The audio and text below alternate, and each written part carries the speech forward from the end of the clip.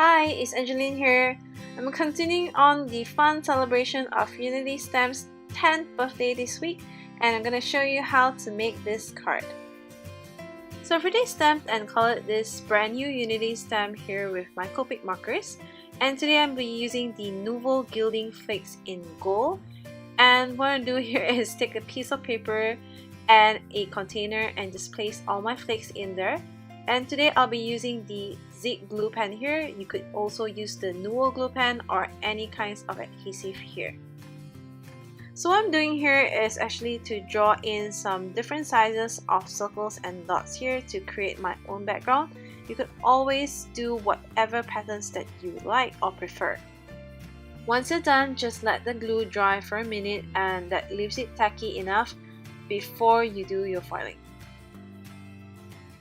Now it's time for the fun part! Just add your gilding flakes to your card and it will stick and adhere to wherever your adhesive is.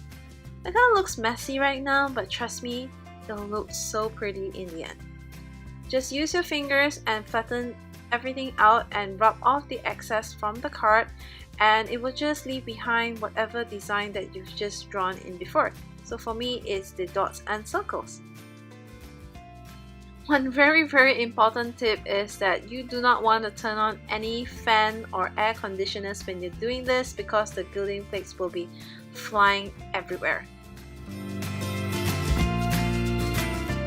Just check out how pretty and shiny these gilding flakes are. So I've also added some gilding flakes to the border of my card using some double adhesive tape. And here I'm just adhering the card to my card base and adding the sentiment along with it, and I'm done. So here is my finished card. I hope you enjoyed this quick tip technique, and thanks for watching. Bye!